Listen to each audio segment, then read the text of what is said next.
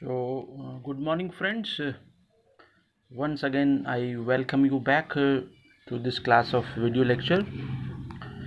Friends, this is MA Previous English Literature, and today the topic we take is common both for previous and final year students. Since we are taking 20th century English literature, which forms a larger part of British literature, and it is common to both previous and final year students. So, before I come to the main aspect of this 20th century English literature, we are supposed to keep some of the questions in our mind. Friends, when we read a poem, we read a novel, we read a play or any literary text, then what kind of person writes the poem, the play, the novel, the essay? What forces acted upon them as they wrote? What was the historical, the political, the philosophical, the economic, the cultural background? Writer accepting or rejecting the literary conventions of the time or developing them. This is very important. Whether he accepts the contemporary literary convention or he rejects them or he develops them or creating entirely new kinds of literary expressions. Are there interactions between literature and the art, music or architecture or its period? Was the writer affected by contemporaries or isolated? These are some of the very major but very significant questions which arise in our mind.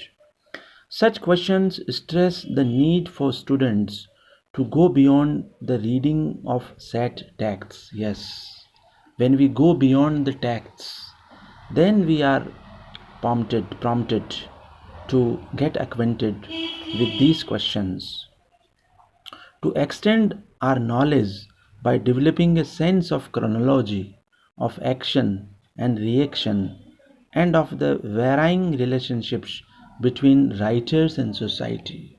This is very important. There is an inherent relationship between writers and society. Both depend on each other. In fact, writers reflect society, and without society, there could be no literature possible. So, what is this inherent relationship existing between these two bodies are to be understood by us as sincere students of literature.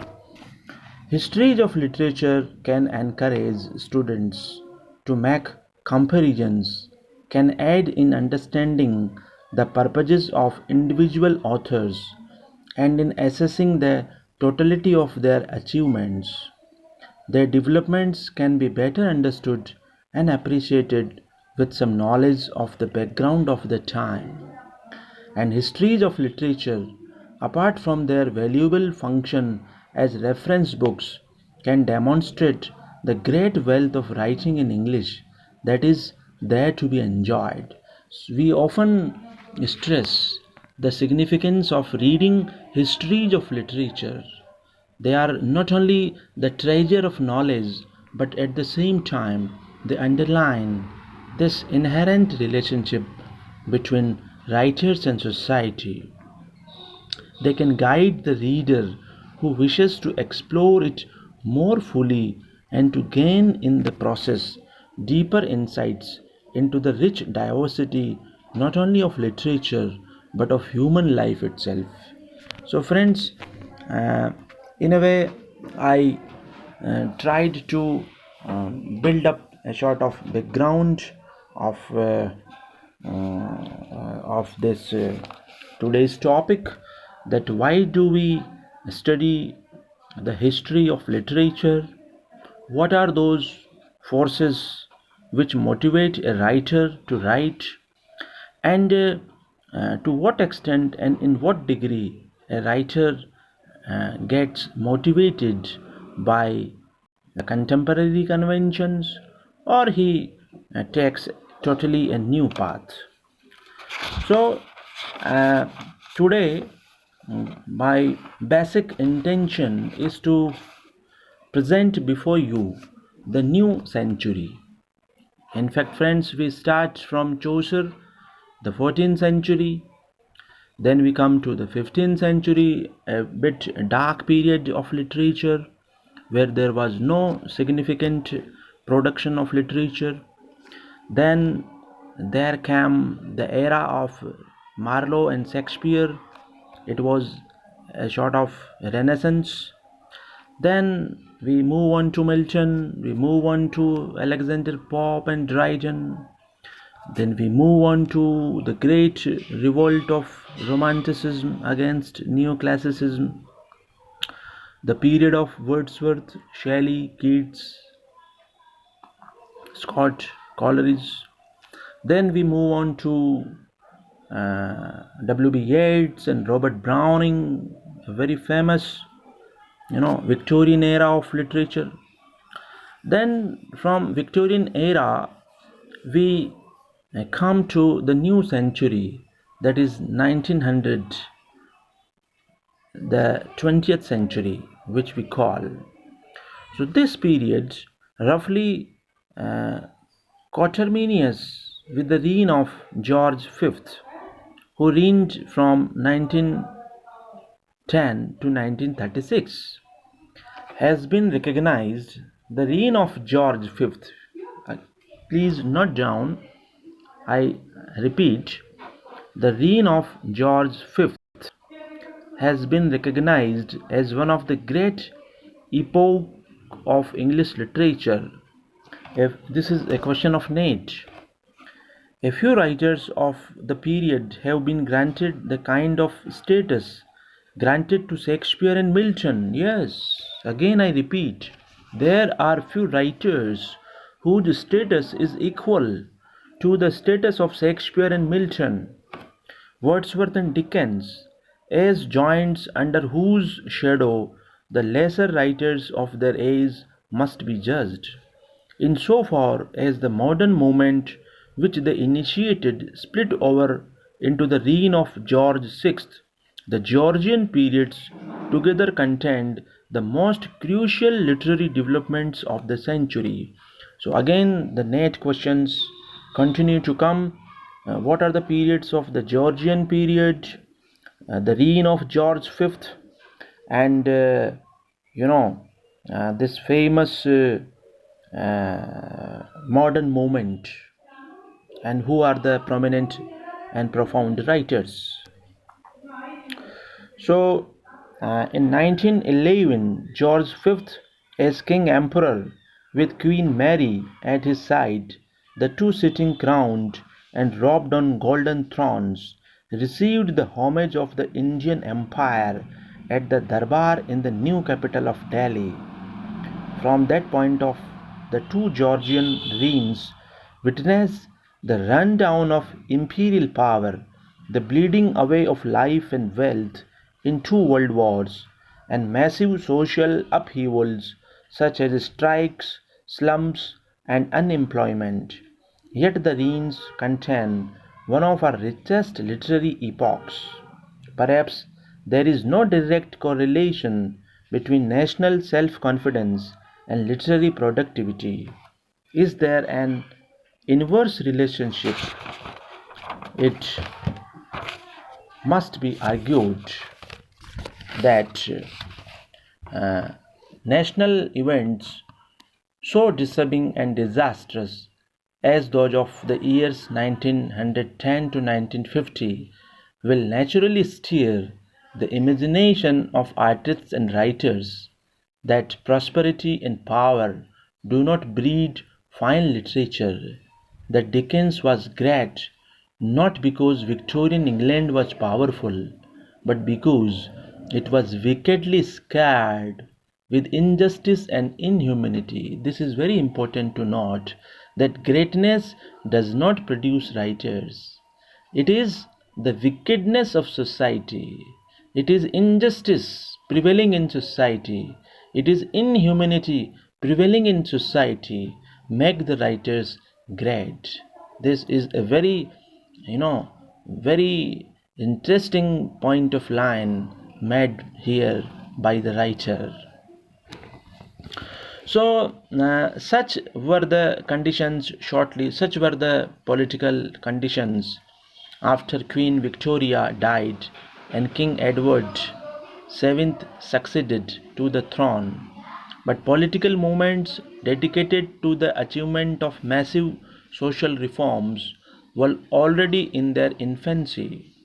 There was the Fabian Society. Again, it is a question of Nat. What was the Fabian Society? Who were its um, uh, who established the Fabian Society? There was the Fabian Society, which sought the advancement of socialist ideals without revolution and within the democratic parliamentary system. Yes, founded in 1884. Write down, my dear students. Founded in 1884, it had both G.B. Shaw and for a time H.G. Wells among a membership that reached over 3,000 by 1914. Keir Hardie, Keir Hardie, Keir Hardie, the self-educated miner from Ayrshire and virtual founder of the modern British Labour Party, was returned as Member of Parliament for Marthae Tydefil in 1900 and increased his majority in three subsequent elections. So, these are the political uh, moments prevalent in the time. I come to in G.B. Shaw's Major Barbara, a play, a very famous play. The voice of social protest was heard even in the theatre. In Shaw's Major Barbara, staged in 1905, the enlightened millionaire Andrew Undershaft declared, I quote, "This is what is wrong with the world at present.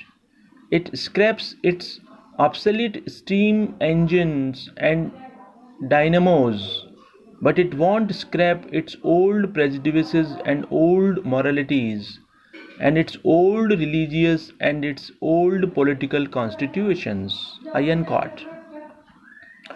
So, but the spirit of an age which its literature embodies cannot be summed up simply in terms of either of national wealth and power or of social justice and mechanical progress. There are securities of a profounder kind affecting man's sense of his place in the scheme of things.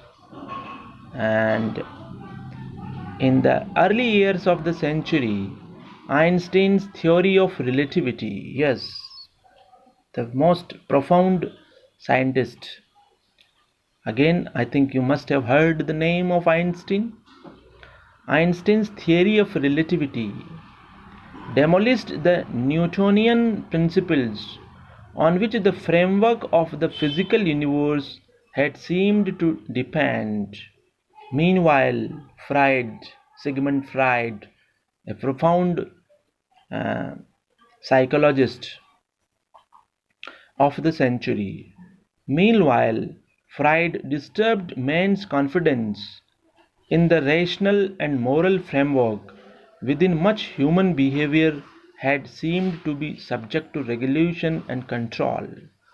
Henceforward, great movements towards emancipation and social reform were to gain ground alongside a weakening of religious faith and a tottering sense of man's ability to control his own destiny.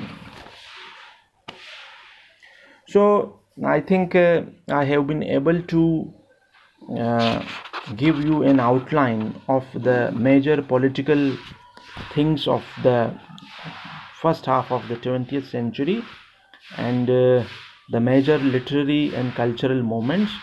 And I think I will be continuing this topic in the coming classes. Thank you, friends.